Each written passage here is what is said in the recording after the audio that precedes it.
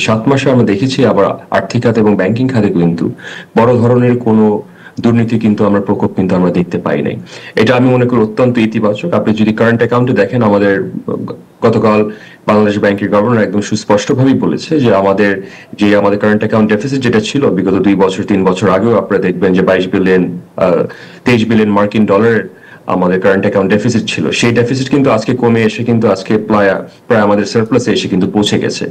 আমাদের যে মূল সমস্যাটা বর্তমানে রয়েছে সেটা হচ্ছে আমাদের ফাইন্যান্সিয়াল অ্যাকাউন্টে এবং আমাদের বৈদেশিক ঋণ পরিশোধের নামে আমাদের যে ইন্টারেস্ট রিপেমেন্ট করা হচ্ছে, সেটা আসলে বাংলাদেশের আমাদের রিজার্ভকেও চাপ দিচ্ছে এবং একই সাথে আমাদের টাকার মান ডলারের বিপরীতে অস্থিতিশীল করে তুলছে। তারপর আমার বলতে হয় যে আজকে বর্তমানে আমাদের এক্সপোর্ট বর্তমানে $50 বিলিয়ন একটি লক্ষ্যমাত্রা আমরা খুব শীঘ্রই আমরা নিকট ভবিষ্যতে আমরা পৌঁছাবো। একই সাথে আপনি দেখেছেন যে ফেব্রুয়ারি মাসেরও কিন্তু, যদিও 28 দিনের মাস, তারপর কিন্তু আমরা দেখেছি 2.5 বিলিয়ন মার্কিন ডলারের ঊর্ধ্বে কিন্তু আমাদের রেমিটেন্স ইনফ্লো এসেছে। তো সার্বিক যদি আপনি ম্যাক্রো ইকোনমিক স্টেবিলিটির কথা চিন্তা করেন, আপনি যদি ফাইন্যান্সিয়াল অ্যাকাউন্টের স্টেবিলিটি এবং কারেন্ট অ্যাকাউন্টের যদি স্টেবিলিটির কথা আপনি বিবেচনা নেন, তাহলে অবশ্যই আমি মনে করি আর্থিক খাতে একটি ইতিবাচক একটি প্রভাব ফেলেছে এই অন্তর্বর্তীকালীন সরকার। তবে আমাদের কিছু স্ট্রাকচারাল চ্যালেঞ্জ রয়ে গেছে বর্তমানে। যদি আপনি আর্থিক খাতে যদি আপনার বিগত 5 বছর, বিশেষ করে 6-7 বছরে যদি আপনি চিত্র দেখেন, আজকে কিন্তু ব্যাংকিং খাতে দেখা যাচ্ছে যে প্রায় আপনার 32% আপনার নন পারফর্মিং লোন রয়েছে, অর্থাৎ 1/3 কিন্তু আমাদের টোটাল ডিপোজিটের কিন্তু আসলে আনরিকভার্ড এবং নন পারফর্মিং কাতারে কিন্তু পৌঁছে গেছে। এমন একটি অস্বাভাবিক বাস্তবতা আসলে আমাদের ছোট এবং মাঝারি যে ব্যাংকগুলো আছে সেগুলোকে কি করে আমরা রিকভার করব এবং ভবিষ্যতে আপনার ঋণ বরাদ্দ করার জন্য যাতে কোনো ধরনের ভবিষ্যতে যাতে জালিয়াতি আর যাতে না হয়, এটা কি করে আমরা সংশোধন করব, সেদিকে আমি মনে করি সরকার যথেষ্ট মনোযোগী আছে। এবং বিগত 7 মাসে আমরা কোনো ধরনের, যেহেতু আমরা দুর্নীতি দেখি নাই, আমি মনে করি যে সঠিক তথ্যটা আসলে জাতির সামনে উত্তোলন করা প্রয়োজন ছিল, যাতে ভবিষ্যতে এরকম ধরনের নন কোলাটারালাইজ যাতে ডেট ডিসবার্সমেন্ট যাতে না হয়, জামানতবিহীন যাতে ঋণ বরাদ্দ করা না হয়। অনেক আমরা দেখেছি যে আপনার 10 কোটি টাকার জমির বিপরীতে দেখেছি যে 500 কোটি টাকারও ঋণ কিন্তু বরাদ্দ হয়ে গিয়েছে। এই অপসংস্কৃতি থেকে, যেটা আমি মনে করি বাংলাদেশের অর্থনীতিটাকে যেটা আসলে সত্যিকার অর্থে চরমভাবে ক্ষতিগ্রস্ত করেছে, আমি মনে করি যে আপনার ব্যালেন্স অফ পেমেন্টসে যেহেতু স্টেবিলিটি এসেছে, এমনকি আমি বলবো যে টাকার মানও কিন্তু ডলারের বিপরীতে আপনি যদি 6 মাসের তথ্য দেখেন, মোটামুটি কিন্তু আমরা স্থিতিশীল রাখতে পেরেছি। এটা আমি মনে করি বাংলাদেশ ব্যাংকের গভর্নর এবং একই সাথে ফাইন্যান্স উপদেষ্টা, আমি মনে করি আপনার প্রশংসনীয় একটি উদ্যোগের ফসল কিন্তু বর্তমানে কিন্তু আমরা দেখতে পাচ্ছি। এবং ডিরেগুলেশনের কথাটা যিনি বলেছে এবং যথার্থই বলেছে। আপনি গতকাল যদি দেখেন, প্রেসিডেন্ট ট্রাম্পের যে বক্তব্য দিয়েছে স্টেট অফ দি ইউনিয়ন অ্যাড্রেসে এবং জয়েন্ট কংগ্রেসে যে বক্তব্যটি দিয়েছে, উনি কিন্তু একদম সুস্পষ্টভাবে বলেছে যে ডিরেগুলেশন ছাড়া আসলে বাংলাদেশের অর্থনীতির যে আন্ডারকারেন্ট যেটা প্রয়োজন, সেটা কিন্তু আপনি আসলে প্রতিষ্ঠিত করতে পারবেন না। আজকে যে কোনো একটা ব্যবসা করতে গেলেও কিন্তু দেখা যায় যে 10 জায়গা থেকে লাইসেন্স নিতে যে হেনস্থ এবং হয়রানি করতে হয় মানুষের, বিশেষ করে মধ্যমায়ের যারা ব্যবসায়ী যারা রয়েছে, এই লাইসেন্সিং ফি দিতে কিন্তু দেখা যায় যে চতুর জায়গায় যেতে যেতে একটা ব্যবসা শুরু করার জন্য কিন্তু যে উদ্যোগী যে মনোভাব, যে পরিবেশটা, প্রয়োজনীয়তাটা দরকার, সেটা কিন্তু বর্তমানে কিন্তু আসলে সত্যিকার অর্থে নেই। এবং অতীতে আমরা দেখেছি বাংলাদেশে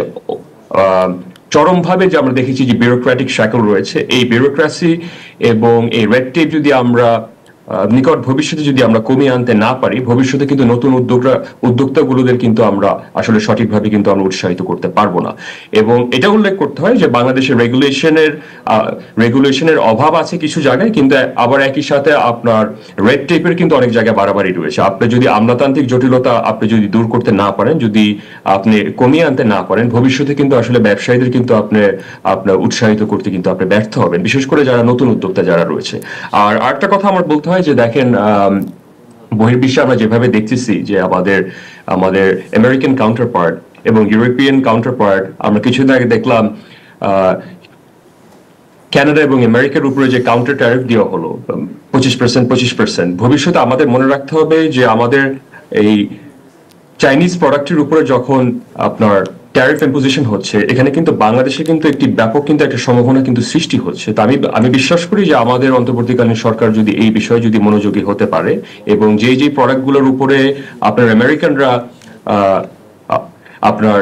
এক্সেস ট্যারিফ ইম্পোজিশন করেছে, সেই পণ্যগুলো যদি আসলে আমরা বাংলাদেশে যদি আমরা সরবরাহ এবং উৎপাদনও যদি আমরা করতে পারি, ভবিষ্যতে কিন্তু এই বড় অ্যাক্সেসটা, বিশেষ করে ইইউ এবং আমেরিকান মার্কেটের অ্যাক্সেস কিন্তু আমাদের ভবিষ্যতে কিন্তু উন্মুক্ত হতে পারে। তো আমাদের অবশ্যই মনে রাখতে হবে যে বর্তমানে যেই আপনি ডিরেগুলেশনের যে চ্যালেঞ্জগুলো রয়েছে, বিশেষ করে আপনার আইনের শাসনের যে বর্তমান যে অবনতি ঘটেছে, এটা আসলে কোনোভাবে অস্বীকার করা যায় না। আমরা ভালোকে অবশ্যই আমরা ভালো বলবো, কিন্তু খারাপকে কিন্তু আমাদের খারাপটা আমাদের উল্লেখ করতে হবে। তো আমি মনে করি যে আপনার আর্থিক খাতে যে বর্তমানে যে স্থিতিশীলতা আমরা দেখতে পারছি, সেটা যদি আসলে একদম তৃণমূল পর্যায়ে মানুষের কাছে যদি এই সুফল পৌঁছে দিতে চান, এবং আসলে যদি একটা ফাইন্যান্সিয়াল ইনক্লুশনের একটি মডেল যদি আপনি বাংলাদেশে যদি আপনি নির্মাণ করতে চান, আপনার সর্বপ্রথম কিন্তু আইনের শাসনের একদম সঠিক আপনার মূল্যায়ন করতে হবে। জনমনে যাতে নিরাপত্তাহীনতা যাতে কেউ না ভোগে, সেটা কিন্তু আমাদের নিশ্চিত করতে হবে। আরেকটা আমি মনে করি যে অত্যন্ত চ্যালেঞ্জিং এবং অত্যন্ত গুরুত্বপূর্ণ একটি বিষয়, বাংলাদেশে কিন্তু এখন পর্যন্ত যেই ভূমি সংস্কার যেই আকাঙ্ক্ষার যে স্থানে পৌঁছানোর কথা 53 বছরের পরেও এখনো কিন্তু পর্যন্ত কিন্তু আমরা অন্তর্বর্তীকালীন সরকারের সময় কিন্তু আমরা দেখতে পাচ্ছি না যে প্রপার্টি রাইটসে কিন্তু ব্যাপক মামলা মোকদ্দমায় কিন্তু এখনো মানুষ হয়রানির শিকার হচ্ছে। এখন পর্যন্ত কিন্তু জমি দখল হচ্ছে এবং অবৈধ ব্যাপারে কিন্তু আমরা দেখতে পাচ্ছি যে ব্যবসা বাণিজ্য কিন্তু দখল করে নিয়ে যাচ্ছে। এখানে নানা ধরনের পলিটিক্যাল এক্সপ্লেনেশন আছে, কিন্তু আপনার পলিটিক্সের কারণে কিন্তু আপনার ব্যবসা বাণিজ্য ক্ষতিগ্রস্ত হবে, আপনার নতুন উদ্যোক্তারা আপনার অনুৎসাহিত হবে। এরকম একটি পরিবেশ কিন্তু বাংলাদেশে বিরাজ করলে আসলে কিন্তু আমাদের অর্থনীতির জন্য কিন্তু ইতিবাচক প্রভাব কিন্তু ফেলবে না। আর আমার শেষ পয়েন্ট হচ্ছে, বিদেশে আসলে বাংলাদেশে যেই আপনার ব্যাংকিং খাতের থেকে যে দুর্নীতিগুলো হয়েছে, সেটা আমরা সুস্পষ্টভাবে আমরা উল্লেখ করেছি আপনার নানা জায়গায়। প্রায় 2.5 লক্ষ থেকে আপনার 3 লক্ষ কোটি টাকা আমরা জানি যে বিদেশে সরাসরি পাচার হয়েছে। আমাদের বায়োল্যাটারাল কিছু চুক্তির সামনে, বায়োল্যাটারাল কিছু ডায়ালগের মাধ্যমে যদি আমরা এই অর্থটা ফেরাতে না পারি, আসলে আমাদের এই যে আমাদের ব্যাংকিং খাতে যেই আমাদের একটি নন পারফর্মিং লোনের প্রায় 30 থেকে 33% অলমোস্ট আপনার নন পারফর্মিং লোনের কাতারে এসে যখন পৌঁছেছে,